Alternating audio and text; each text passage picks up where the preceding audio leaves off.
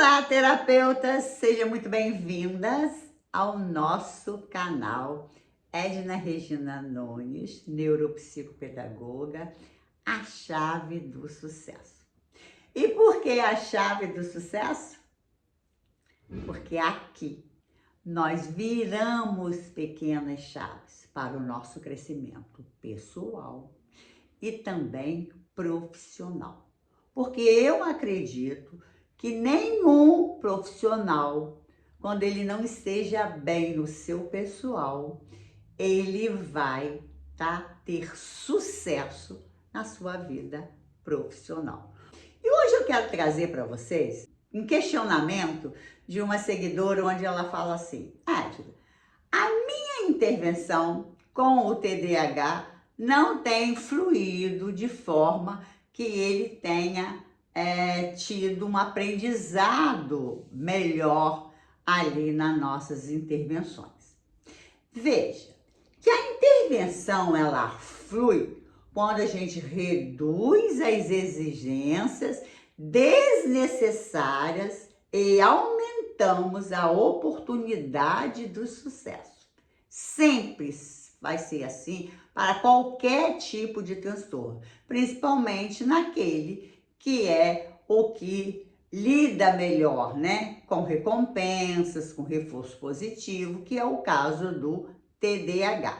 Então, quando a gente fala de intervenção no TDAH, a criança com TDAH, ela precisa de menos cobrança e de mais estratégia, que respeita o funcionamento cerebral dela.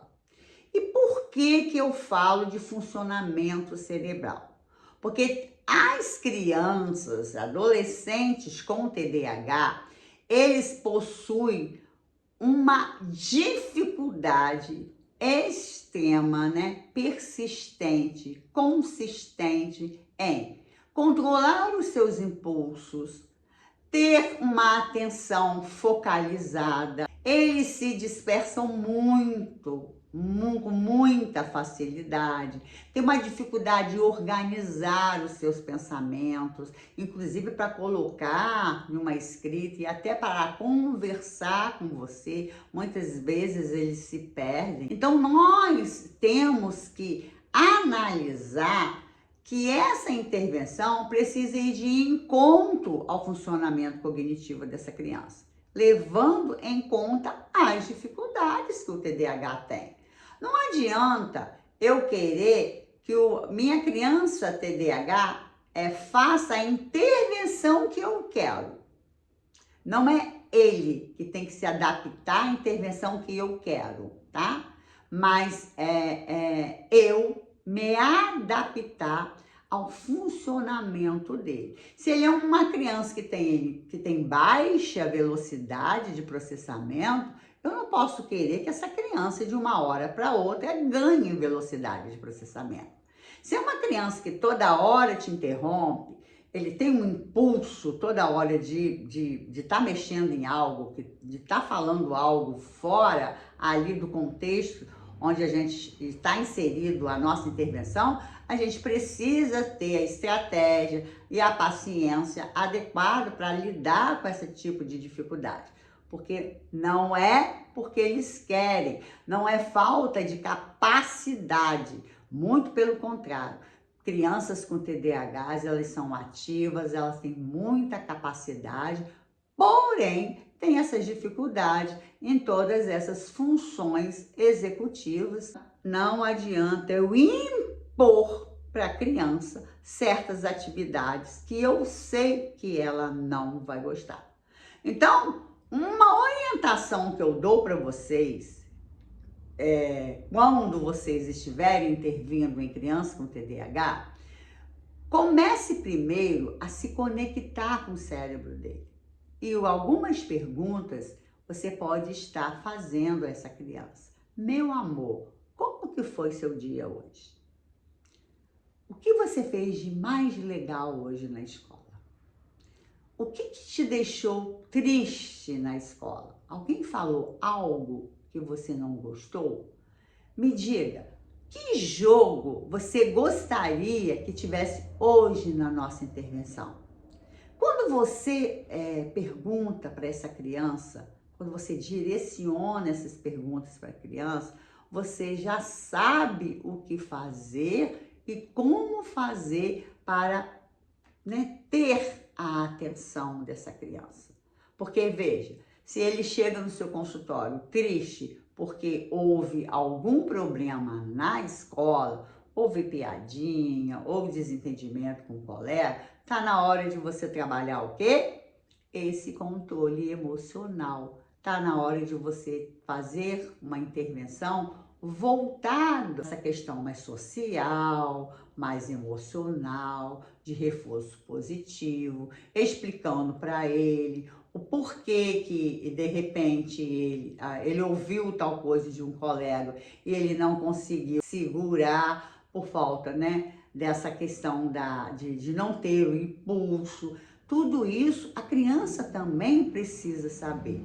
Não só são os pais que precisam saber do problema e as dificuldades que uma criança TDAH tem, mas principalmente ele. Você precisa mostrar para a criança que ela tem dificuldades, mas que essas dificuldades podem ser melhoradas, que habilidades elas são aprendíveis. Pessoal, quantas vezes nós mesmos, tá? Queremos que a nossa criança no consultório tenha controle, tenha atenção e às vezes naquele dia você mesmo não está bem e às vezes você faz o quê? Fica impaciente, não tem tanta atenção com o seu paciente. Isso é normal. Por isso que aqui no canal eu falo de desenvolvimento pessoal e desenvolvimento profissional, porque ambos andam junto. Eu preciso estar bem para eu atender bem. E não é todos os dias que a gente sai do consultório dizendo assim, hoje foi top demais. Muitas vezes nós precisamos nos refletir. Hoje, minha intervenção com fulano de tal, minha intervenção com ciclano de tal, não foi tão bem como deveria ser, porque eu também não estava tão legal assim. Eu não dormi direito, eu tive uma preocupação a mais, porque nós somos seres humanos. E nós precisamos cobrar da gente, mas a gente também precisa ter misericórdia da gente. É assim que a gente também deve tratar as nossas crianças com TDAH. Vem aí a Copa. Que tal você utilizar desse recurso com o seu paciente para que a sua intervenção possa fluir? Quais são os jogadores que essa criança mais gosta que está na seleção brasileira? Vamos criar aí uma leitura envolvendo esses jogadores? Vamos criar uma piada envolvendo esses jogadores? Vamos fazer um joguinho de botão com esses jogadores, com verde e amarelo, com o Brasil e com outro país, para que essa criança possa ter mais foco? A leitura, ela é muito importante a gente trabalhar com o TDAH, tá? Porque o TDAH, ele tende a ler o primeiro parágrafo e quando ele vai para o segundo, muitas vezes ele esqueceu aquilo que está no primeiro parágrafo. Então, a leitura, ela precisa ser feita de parágrafo em parágrafo, perguntando para ele o que ele entendeu, como que ele, né, qual é o reconte daquele parágrafo, depois quando chegar no final, ele poder contar para você tudo aquilo que ele entendeu da leitura inteira. Na hora de você transformar a sua intervenção em algo que você não queira empurrar a intervenção para a criança. Busque na criança aquilo que ela mais gosta, que eu tenho certeza que a sua intervenção vai fluir, vai brilhar, vai ser maravilhosa.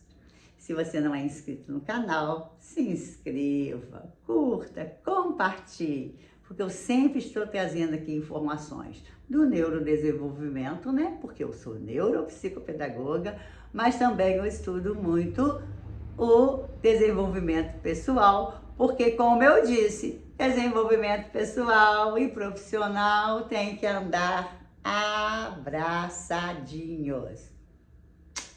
Até a próxima!